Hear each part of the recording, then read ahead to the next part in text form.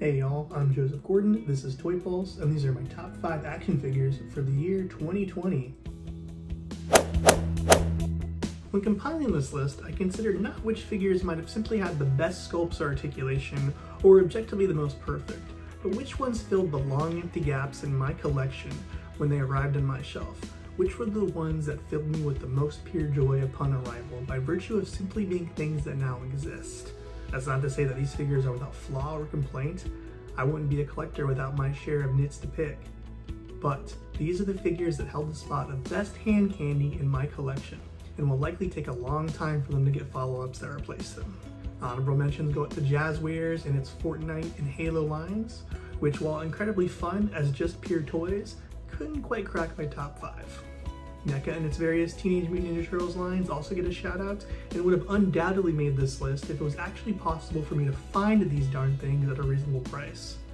Hasbro's Power Rangers Lightning Collection also misses out on a spot this year, mainly because of the rampant quality control issues that I had. Hasbro, I love you, but you all need to tighten this up and fast. Without further ado, here are the top 5 Toy Pulse action figures of 2020. Mattel's Masters of the Universe Origins He-Man. Colorful, toyetic, with a retro packaging that is pure nostalgia bait, this He-Man figure presses all of the buttons of what I want a toy, and more importantly, what I want the MOTU line to be. Its hidden play features of interchangeable parts is fun for kids and customizers alike, and most importantly, this line remembers that Masters of the Universe works best when it doesn't take itself too seriously. It's a bright and neon world full of robot men and snake people. It's supposed to be goofy and fun. The grim and gritty tones of the classics line make for nice shelf pieces, but it always felt a bit too much like someone putting a curse word in a fan translation of a video game in an effort to make the content feel more mature and serious. He-Man looks silly no matter what, but at least with this line, he's also in on the gag. Hasbro's Marvel Retro Collection Marvel Legends SpiderMan. Never quite got the love for Pizza Spidey. Overpriced in the secondary market and always a bit too lanky for me, I've long yearned for Hasbro to create what would be the definitive Spidey for my Marvel Legends shelf year after year with no hope in sight. Enter the Marvel Retro Collection Spider-Man, the last vanilla Spider-Man I will ever need to buy. Utilizing a brand new body that ramps up the articulation without sacrificing stability or form factor, this figure is John Romita's Spider-Man given plastic form. I could complain about the lack of wall-crawling hands and the less than stellar paintwork on my copy, but I'm too busy playing with it to really care. Now I just need it in black costume and Scarlet Spider variants, and I may never need to buy another Spider-Man again until the next one comes out.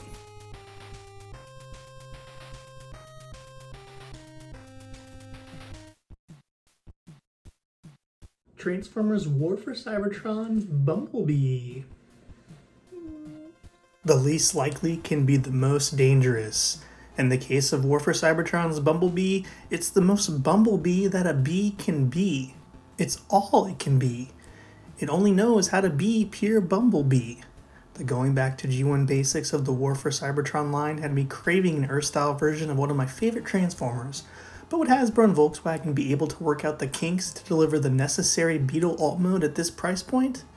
They could, and they did. And while availability on this thing has been a bit of a pain, and whoever had the satanic idea of regulating this essential transformer to a Walmart exclusive should be giving a stern talking to, I wouldn't be surprised if we see a more cartoon-accurate repaint of this mold down the line, because as we've already seen, Hasbro hasn't met a mini-bot that it couldn't repaint and repaint several times over. Marvel Legends Silver Centurion Iron Man.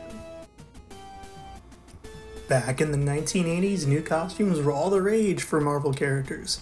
Captain America became Nomad, Spider-Man got his black costume, and Tony Stark ditched his iconic red and gold look for this silver and red ditty that made shoulder pads look good and has managed to last as one of Iron Man's more iconic looks despite only being worn for 33 issues of the original Iron Man run. Of course, the only thing that would make this figure more complete would be a better neck joint and a swappable 80s Tony Stark head complete with that classic mullet, but this figure has long been on my wish list since Hasbro first released its 80th anniversary Iron Man back in 2019. There's no getting around it. This figure is simply my Iron Man, the one that I grew up with, the one that carried me through the West Coast Avengers and into Force Works, and the one that I've needed a replacement for ever since the Toy Biz days. And for number one, who else could it have been but the figure that ushered in the return of G.I. Joe to the toy shelves? My top figure of the year is the G.I. Joe Classified Series, Snake Eyes. Listen, I understand that there's always going to be a divide between G.I. Joe fans about what Snake Eyes is the best Snake Eyes. Do you want the Commando or the Ninja version? The Ninja Force version? The 90s bright blue version? But no matter which Snake Eyes you prefer, even the most stickler of Joe fans should have a hard time denying that the G.I. Joe Classified Series Snake Eyes is nothing less than a labor of love. It's a triumphant return to form for the brand that redefined action figure play of the 1980s and gave Hasbro the kind of global dominance that Cobra Commander could only dream of. This figure is loaded with exciting and new articulation, a beautiful sculpt, and if you manage to grab the exclusive version, more weapons than you can stab a Cobra Viper in the face with. This figure says G.I. Joe is back and better than ever, and while Classified may not be your bag, this Snake Eyes is a must-have for any fan of G.I. Joe or action figures. It was my figure of the year the second I got my hands on it, decades ago in the long-forgotten month of April. These are my top 5 figures for 2020. Let me know down in the comments what your top 5 figures for this year were. Do you agree with my choices? Do you disagree? Let me know, and why. Please give me a like, a favorite, and subscribe. And yeah, until next time, take care, wear a mask, and stay safe.